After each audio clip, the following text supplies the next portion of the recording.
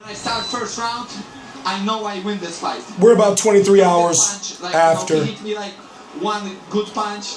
I catch it and I say, this guy don't have punch because he punched me the hardest he can in the first round.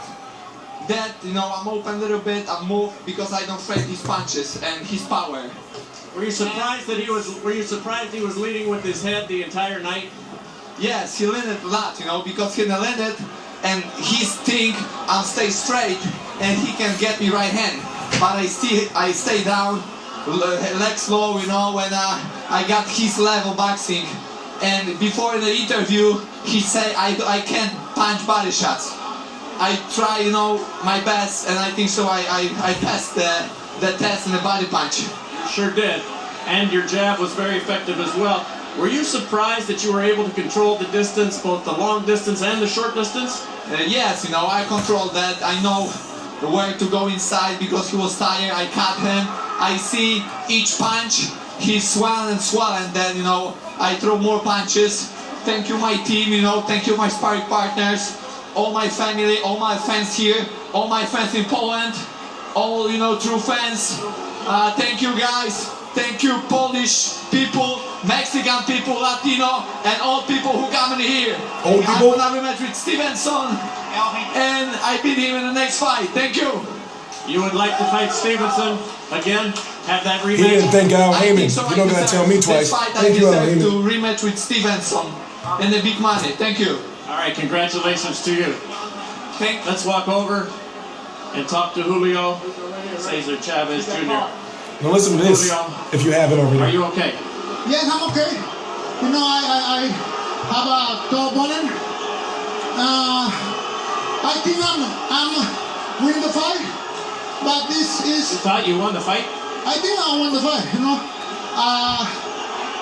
Before the 7th round, I think with the referee deduction. I don't know you. I don't think the fight was even close. You were outpunched considerably. Why did you continue tonight to lean in with your head? What was your strategy there? My strategy is work to the body, but the guy is too heavy for me. He's new heavy. He's new weight. He's a good fighter. I wanted a rematch. In 170. The guy's good, but I think we don't need to hear it. We don't need to hear anymore if you haven't yet. I'm TstreeT Controversy with RealCombatMedia.com, and I cover every single major fight live. Chavez Jr. made. Now let me get this correct. Okay, well let me pull it up. If I'm correct, from what I'm seeing, he made $2.5 million on top of $1.7 million.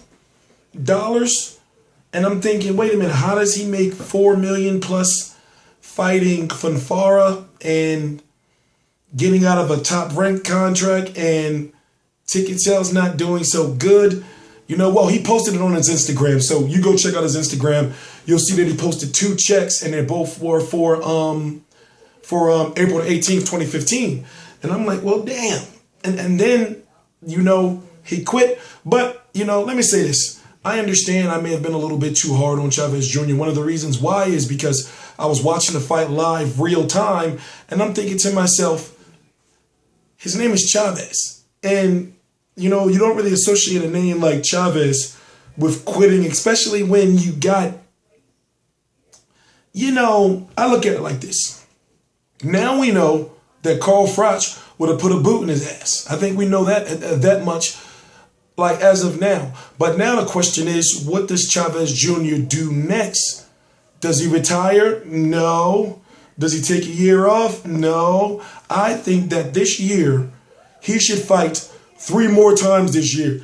He needs to go back to the roots with Joe Goosen, and he needs to really dedicate himself to the sport or retire. He said he quit because of his leg. Something was wrong with his leg. I understand that we have to give credit to him fighting and taking a tough fight like this. You have to give him credit for taking a fight against a real full-fledged light heavyweight and getting his face beat in. Not as bad as Sergio Martinez, but getting his face beat in. And he did, offensively, he did put on a good show as far as those body shots.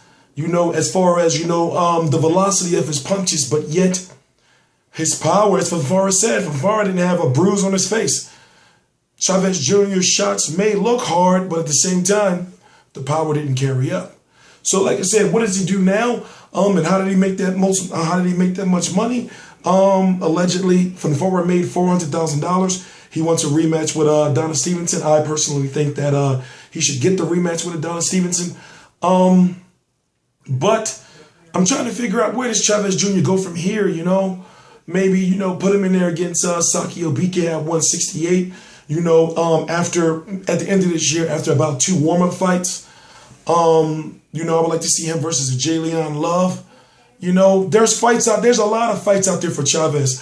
But right now, with only 35 days training with Joe Goosen for your first official full light heavyweight fight, you can kind of see where the issue was, as far as where I thought, oh, I'm a Chavez Jr. fan, but he might lose. Yes, I understand. Last night I was pissed, all right?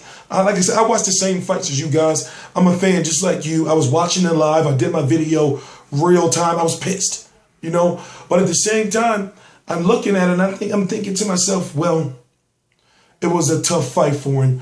But I do have an issue with him not acknowledging that he lost the fight. He's got to humble himself, because he's already known for being a guy, you know, who doesn't have the best work ethic. And if you don't have the best work ethic, then you should be humble. You know, so I don't like the way he just pooped on Fonfara's win, you know, because Fonfara got a good solid win over Chavez Jr., despite the fact that, yes, we talked about that Chavez Jr. is a smaller fighter. And Chavez Jr. talking about he won Fonfara at a catch weight. It's like, you done made it worse now. Fans not going to accept it after you said you wanted it at a catch weight 170. No. I'm TstreeT Controversy with RealCombatMedia.com. This is TstreeT Controversy Live. Please subscribe.